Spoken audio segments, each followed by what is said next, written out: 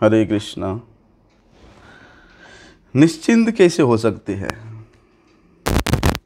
निश्चिंत मतलब चिंता किस बात की होती है कि मैं कैसा रहूं, कैसे जीवन धारण करूं, कहाँ रहूं, मेरी क्या दशा होगी, मेरा क्या गति होगी, ये सब चिंता है। तो इन सब चिंताओं से हम मुक्त कैसे हो सकते हैं, निश्चिंत कैसे हो सकते हैं? तो शास्त्र कहते हैं कि हम जो कुछ भी अपना मान लेते हैं इस संसार में, हमारा कुछ तो है नहीं, लेकिन हम मानते हैं ये शरीर मेरा है,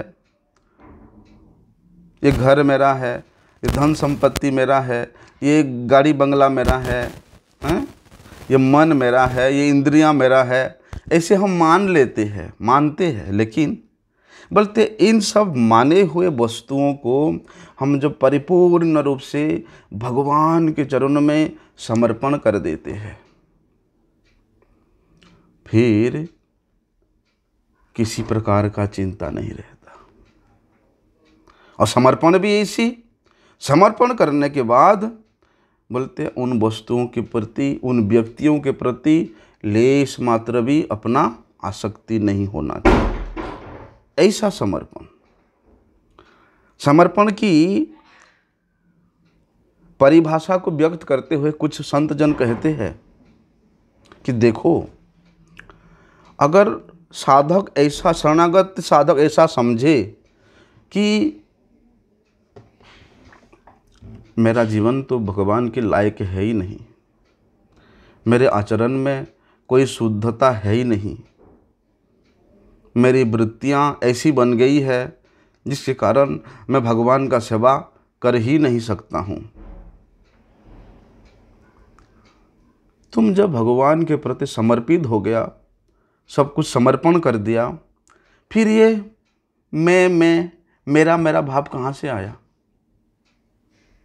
ऐसे कि मैं, मेरा इंद्रियां, मेरा शरीर, ये बोलने में परम दोष है समर्पण के बाद। लेकिन इन सब इंद्रियों के कारण अगर मन की वृत्तियां कुछ गड़बड़ भी होती है तो उन वृत्तियों का ये कार्य इतना दोषयुक्त नहीं है जितना दोषयुक्त तुम इनको अपना मानते हो, मेरा मानते हो। गलती यही है, क्योंकि जब भगवान के शरण हो गया, जब सब कुछ भगवान के चरण में अर्पण कर दिया, तो फिर मन, मेरा मन, बुद्धि, ये सब में मेरा कहाँ से आया?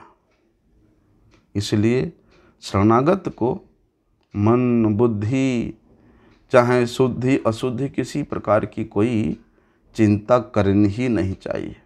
केवल मात्र चिंता करना है, चिंता दीन दयाल को, सो मन सदा आनंद। भगवान दीन दयाल की चिंता करो, नित्य निरंतर तुम निश्चिंत रहोगे, आनंद में रहोगे।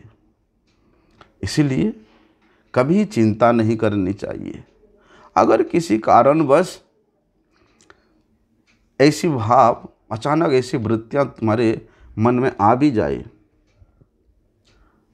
तो अंतर्भाव से भगवान को पुकारो, हे नाथ, हे नाथ, हे प्रभु, आप मेरी रक्षा करो, आप मुझे बचाओ।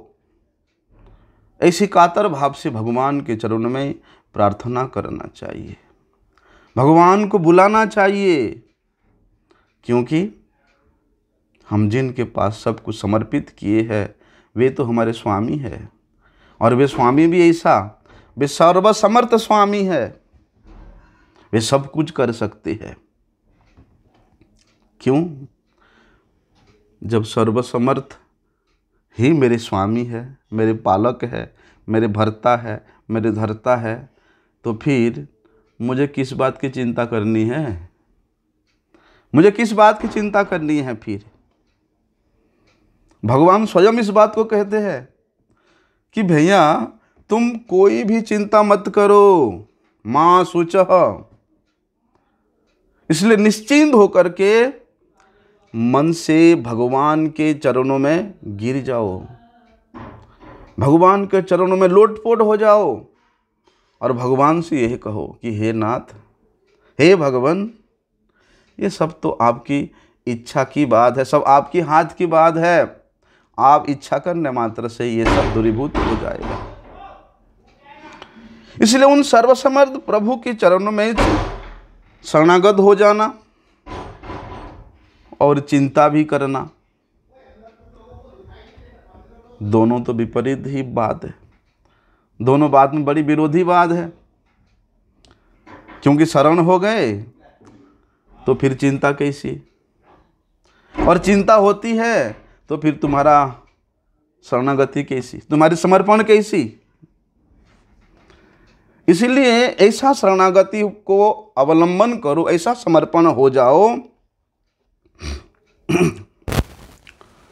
कि फिर कोई वस्तु की चिंता ही, कोई समस्या का चिंता ही करना ना पड़े।